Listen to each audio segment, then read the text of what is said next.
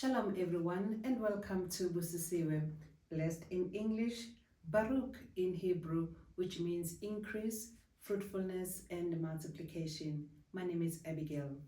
Today we are starting a new series entitled Hashatan, otherwise known as Satan or the devil, which means the adversary. A lot of people think Satan is the name, but it actually means the adversary.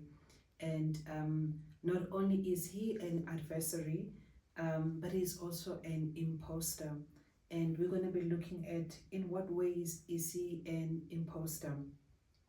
And if we look at the dictionary for an imposter, it actually talks of a counterfeit, someone or something that made inexact imitation of something valuable with the intention to deceive or to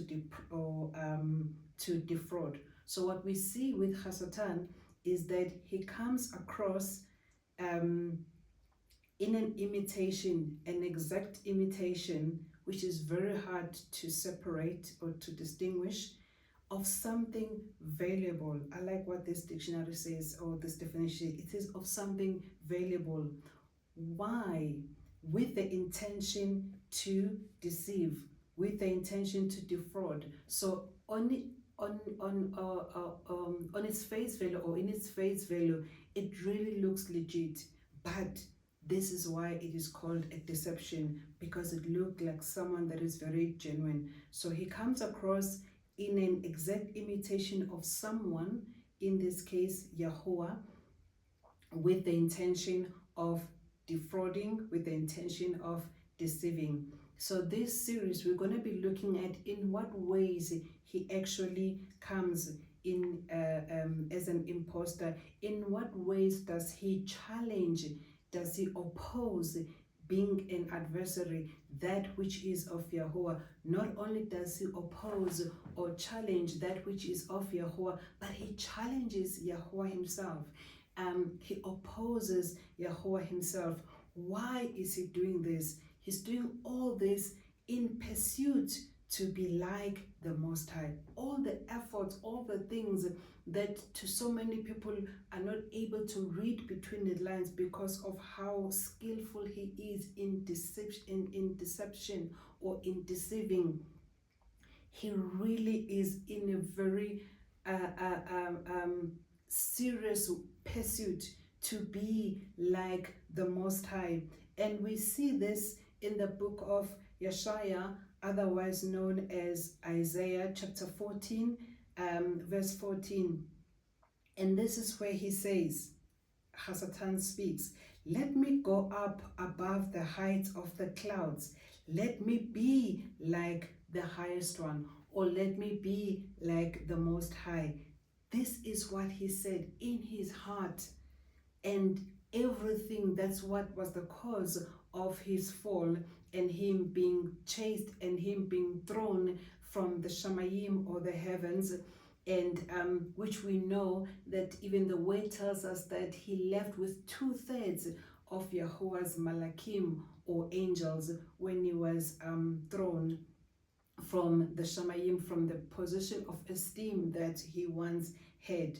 Now, this particular series then is going to be looking at in what ways is he implementing strategies in light or in pursuit of him to be like the Most High. How is he deceiving the people? How is he defrauding the people?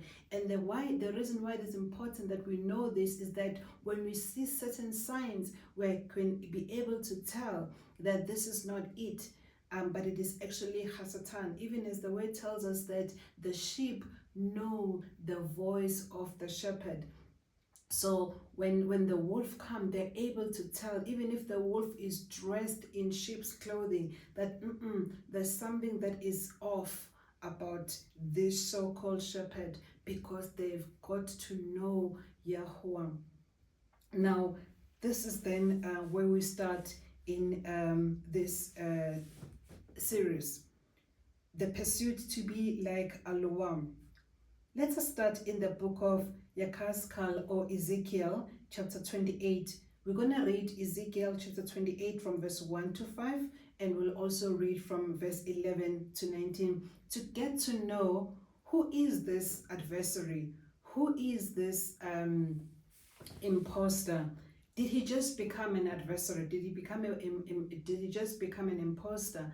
What is his origin? What happened? What was his fall? What caused his fall? So it reads, Yakaskal, or Ezekiel chapter 28 from verse 1 to 5 and 11 to 19. And the word of Yahweh came to me saying, so the word of Yahweh came to Ezekiel. So Yahweh spoke to Ezekiel, saying, Son of man, say to the prince of Tor. So the prince of Tor is a representation of Hasatan. Thus says Adon Yahuwah, because your heart is lifted up, and you say, I am Al, or I am Alwa. I sit in the seat of Alwa, in the heart of the Yamim, or the waters, whereas you are a man and not Al. Though you set your heart as the heart of Alwa, look, are you wiser than Daniel? Has no secret been hidden from you? By your wisdom and your understanding, you have made the riches for yourself, and gathered gold and silver into your treasuries. By your great wisdom, by your trade, you have increased your riches. Your heart is lifted up because of your riches. Verse 11. And the word of Yahweh came to me, saying, Son of man, take up a lamentation for the king of Tor. Again, the king of Tor being a representation of Hasatan. And you shall say to him, Thus said Adon Yahuwah, you were a selling up a curtain, complete in wisdom and perfect in loveliness. You were in Eden, the garden of Alua. Every precious stone was your covering, the ruby, topaz, diamond, beryl, shoham, and jasper, sapphire, turquoise, and emerald, and gold. The workmanship of your settings and the mounting was prepared for you on the Guym, or the day you were created. You were the anointed cherub that covered, and I placed you. You were on the Kadush, or the holy, or the set-apart mountain of Alua. You walked up and down in the midst of stones of fire. You were perfect in your ways from the Guym, or the day you were created, until disobedience was found in you. Until disobedience was found in you. Verse 16. By the greatness of your trade, you became filled with violence within, and you sinned. So I thrust you from the mountain of Alua, and I destroy you, covering cherub. From the midst of the stones of fire, your heart was lifted up because of your loveliness. You corrupted your wisdom for the sake of your splendor. I threw you to the Arets. I laid you before kings to look at you. You profaned your Kadosh places by your many lawlessnesses, by the disobedience of your trading. Therefore I brought forth fire from your midst. It has devoured you. I turned you to ashes upon the Arets before the eyes of all who see you. All who knew you among the peoples were astonished at you. Waste you shall be and cease to be forever. So this is the picture that we are getting of Hasatan before he fell. Now, before he fell, the word tells us that he was actually covered with every precious stone. The ruby, the topaz, the diamond, the beryl, the jasper, sapphire, turquoise, emerald, and gold. He was covered before he fell. Now, I want to just highlight something. If an angel was covered with such beauty of emerald, of sapphire, of gold, of beryl, of diamond, of topaz, of ruby, covered in that way, and the word tells us in Psalms 8 that Yahweh has made us mankind. He has made us a little lower than him. We are made in the image of Yahweh. We are made in the essence of Yahweh. So if the creatures, such as the malak or such as the angels, had such covering, how much more about human beings? We also had covering. We lost covering as a result of sin. And that is why Adam then and Eve saw themselves naked. Why? That covering, that esteem covering that they had departed from them as a result of sin. And then they saw themselves naked. And then they started sewing leaves to cover their nakedness. Now, we see also in this book of Ezekiel chapter 28 from verse 13 that also Hasatan, or the adversary, before he was an adversary, while he was still a malak, while he was still an angel, he had this kind of covering. He had this covering of ruby, of topaz, of sapphire, of diamond, of beryl, of gold. He had it. But when then disobedience came into his heart, when lawlessness came into his heart, when sin then came into his heart, that covering departed from him.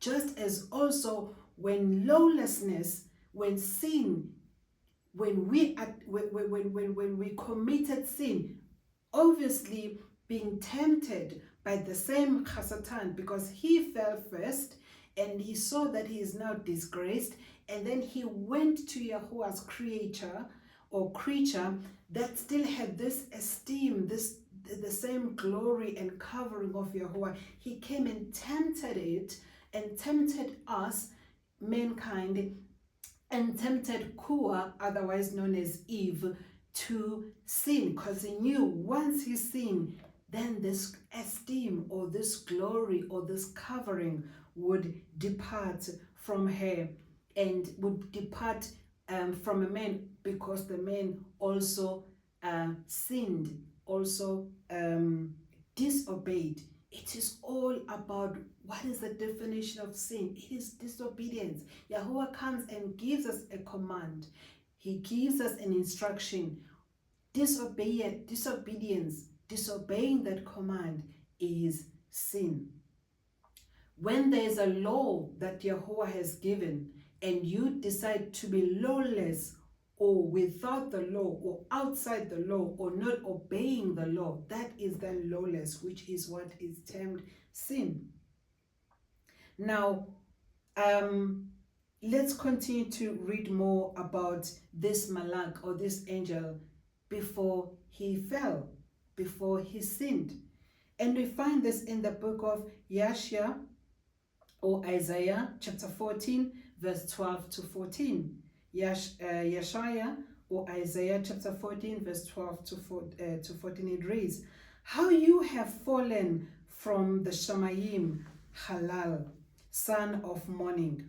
Now, if you go through all the versions, it's going to be saying here, most of the versions, but some of the versions have the corrected name, such as the BYNV, it says, "How you have fallen from the shamaym, Halal," because that's the name of this malak that we are talking about, who is the adversary, who is Hasatan, who is the imposter. His name is Halal.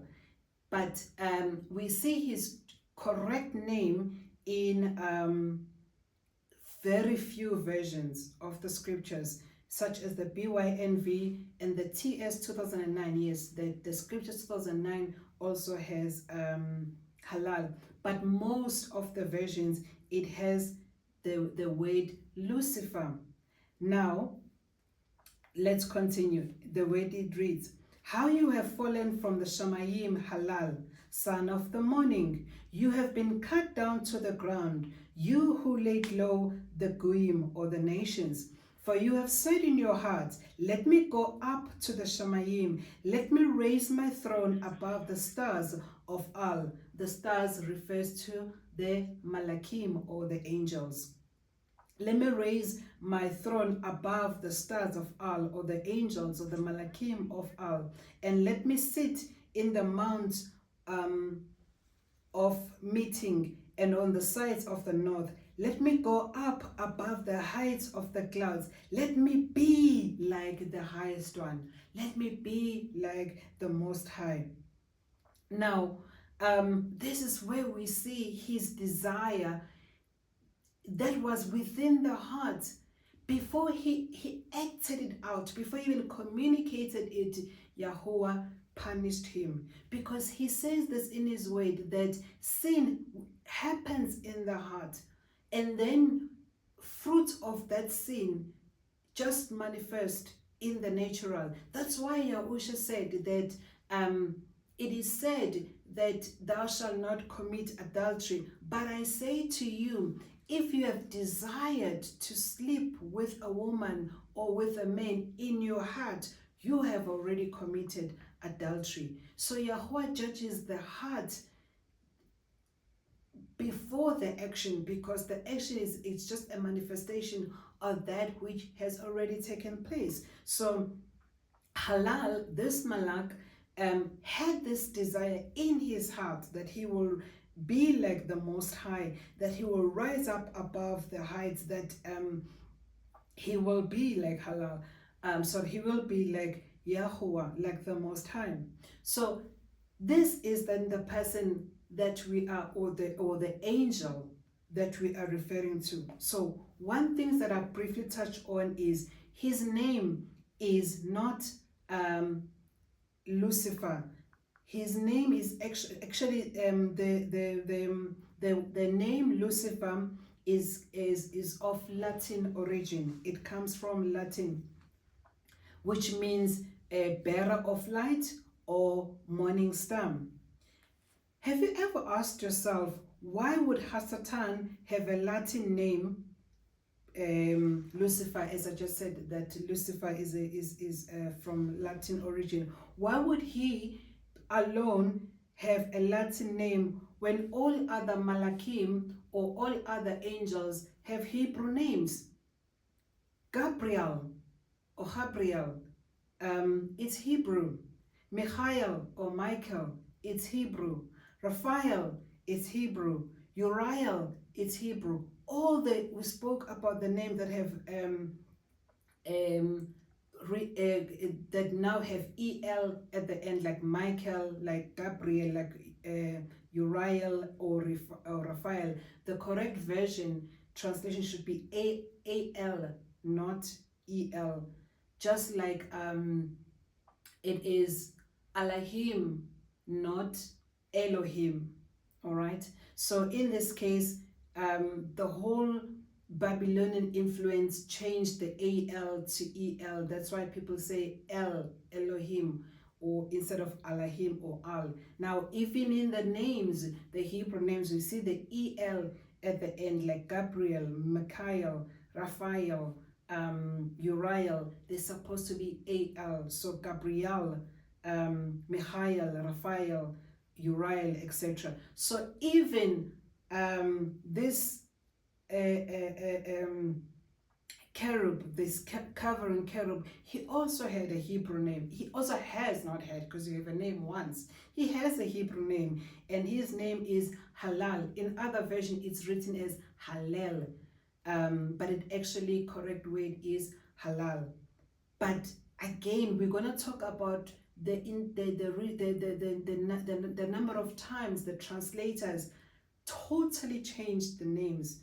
In this case, changed the whole name from Halal or Halal to Lucifer, but his name is actually Halal. Now we see that these translators they did this also with Shatan or Hasatan's name, but there we've seen that that the translators driven. Now I can say that whether they were aware or they're not aware, but them changing the names or replacing the names of the translators, they were actually driven by Hasatan, who is determined to extinguish the Hebrew language as well as the Hebrew culture and name. Because if you think about it, why would you change a Hebrew name into Latin name? There is no other reason other than just to anything that has the al in it, anything that has a Hebrew roots or culture in it and names in it, be removed. And someone could say to me, Abigail, you are coming with a very strong accusation. How do you say that is the case? But it happens so much that one can only think that it was not a coincidence. It was systematically done. And we can also see this with the name of the creator, Yahweh, being removed, being extinguished, being made of no effect totally. It's been removed on the scriptures, and his name has now been removed with the title. The name of Yahweh has been removed with the title Lord or God, which we're also gonna talk about that as part of this teaching or as part of this series. They also changed they also changed the creator's son's name. They also changed the Son of the Most High's name. They changed it from Yahusha to Jesus. And one could say it's a translation. This is not a translation. And I'm saying this is not a translation because names are not translated. I've spoken about this so many times. That my name, my vernacular name is Ntombkhona. When I go to England, I don't become the girl is here. When I go to German, they don't translate then my name. I am still Ntombkhona. They might struggle, yes, to pronounce it, but it does not change. They can explain what it means, or one can explain what it means, which I have explained before, but the name is not changed. We spoke about this even with the brands, that the Hyundai, the Hua, I always struggle to pronounce this name, these phones. I think it's Huawei or Huawei.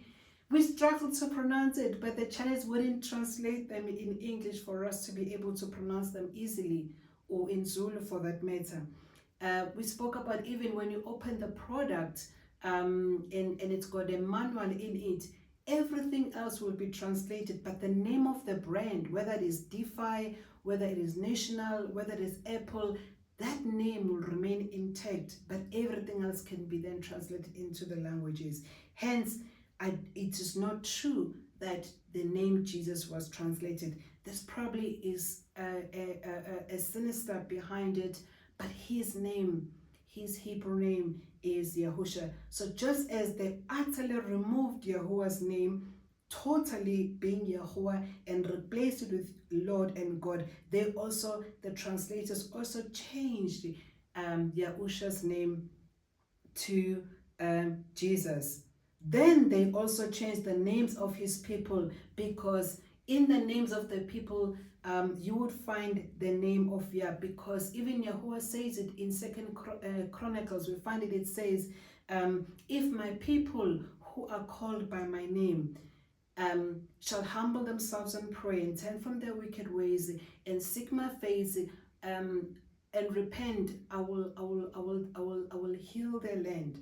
He says, who are called by my name. So all the people of Yahuwah carried the name of Yahuwah. So they will either have Yah at the end of their names, or they will have Al at the end of the name. Just like I made an example of Gabriel, Michael, this is having an Al at the end of the name. But also, the names were also changed from Yah at the end, such as Yirmiyah or YashaYah. what else? Oh, we spoke about now Yakaskal instead of Ezekiel. So what happened is that the translators put the words IAH at the end. So it is now Isaiah with IAH, or Jeremiah or Ezekiel with IAH instead of YAH, because YHH, this is the name of Yah, shortened name for Yah, being I am. And in his name also, the son's name is in Yahuwah's name, because his name is Yahusha, which means I am deliverer. Yah is deliverer. Yahusha, Yah is deliverer. And Yahuwah is Yah is life, the one who is, the one who will be, the one who remains the same. He is, I am, I will be, I remain the same. But for people also to lose track of the name of Yahuwah, the translators even went systematically to change the names of the people as they were called by Yahuwah's name, as they had the name Yah in its, like Yirmeyah or YashaYah, and so forth. And to some extent, the translators utterly changed the names of Yah's people, or totally changed the names of people. In this case, Shimon was changed to Peter. There is no way where Yahuwah changed or Yahusha changed Shimon's name to Peter. If anything, he said, Yahusha said that on this rock I shall build my house. And then he said, you are Kefa, which means you are strong, or you are solid, you are the rock. So if I say to something, you are great, it doesn't mean that your name now is great. Or when I'm saying you are smart, I don't change your name. I'm just defining the character that is, or the attribute that is coming from you. It's not the change of your name. And that's why constantly when you go to the scriptures, you will see Yahusha refers to Shimon, not to Peter. Another name also that was changed totally is Shaul. Shaul is now called Paul. All the scriptures refer to Shaul as Paul. But there is no way where Yahusha, even in the encounter that Yahusha had with Shaul when he was on his way to Damascus to persecute the assembly. Yes, Yahusha spoke to Shaul in Hebrew, and he said, Shaul, Shaul, why are you persecuting me? But the translators of the scriptures, they then changed and wrote Paul. But there is no way that this is called Paul. The other names that we see being changed is Jacob. Jacob is now changed to James. And we know that James is an English name. And the translators to English, obviously they did this. They didn't have to. And funny enough that even in some versions, like the Zulu versions and Xhosa versions, it still has Ujagobe, which is true because it's Jacob, Jacob, other than the English versions that have totally changed the name to James. So we are seeing a pattern here of a strategy, of a system to, or a strategy to systematically remove that which is of Yahuwah, remove that which is of Hebrew, remove that which can link us to Yahuwah. The other person's name that was changed is Yahukanon. His name was changed to John. It's now John in the word. But a lot of the scriptures have replaced this name. Scriptures like the BYNV, the Hallelujah scriptures, I believe it also is the proper names, as well as the Sifa. The TS 2009 version also has the proper version. So I encourage you, and I've been saying this, everyone has a position where you can start. It doesn't mean that because you learn something in a particular way, then it's till death do us part. No, you are able to change and learn that this was a deception and these are the true names and the correct names. The other name that was also changed was Yehuda. Now, which is very funny, Yehuda was changed in two ways. It was changed, Yehuda was changed to Jude. There is now a book of Jude. And it was also changed to Judas. And it refers to Judas Iscariot, the one who betrayed Yahusha as Judas. But it's all the same name, being Yehuda. Why change it to Jude? Why change it to Judas?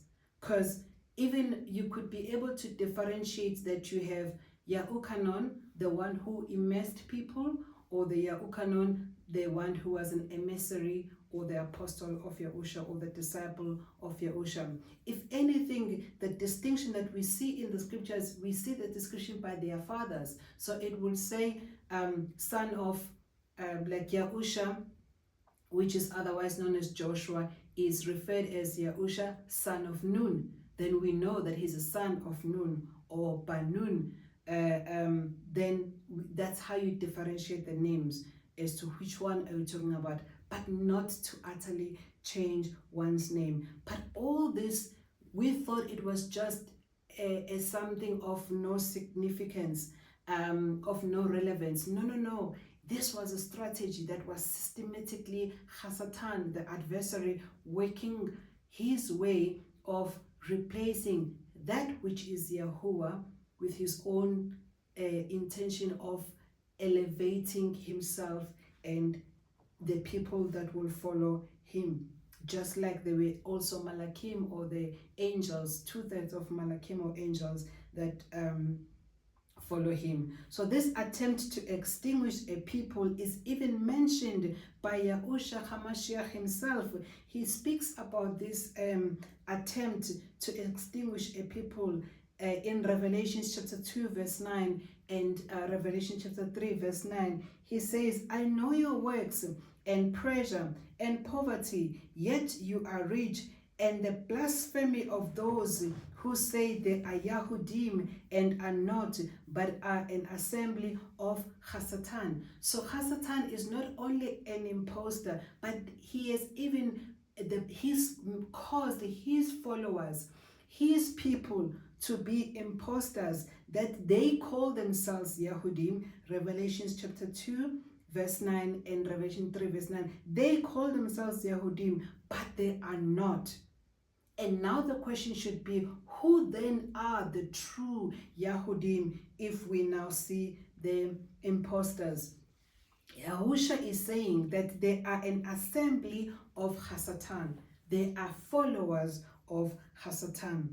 Another way that we see Hasatan as an impostor is found in the book of 2 Corinthians chapter 11, verse 13 to 15. It reads, for such are malicious emissaries or apostles, deceptive workers, masquerading as emissaries of Mashiach, and no wonder, for Satan himself masquerades as a messenger of light. It is not surprising then if his servants also masquerade as servants of obedience, whose end shall be according to their works. So we see that in 2 Corinthians chapter 11 verse 13 to 15, not only is Hasatan an impostor masquerading himself as a messenger of light, or a malakim, or a malak of light, or an angel of light, but even his followers, his people, they also are imposters. They are also masquerading as messengers of light, as servants of obedience, whose end is going to be destruction. So hence I spoke about the definition of deception. How are you going to know these are true servants of Yahuwah, or these are imposters? By their fruits you shall know them. And we're going to stop at this particular time on this teaching, and then we're going to be looking at the next one. And in the next teaching, which is still part of the series of Hasatan, the adversary and the imposter, the next one will be looking at how does he challenge Yahuwah, or how does he challenge Alua, and how does he masquerade or become an imposter that people think that they're worshiping Yahuwah, but in fact they're actually worshipping him. Shalom.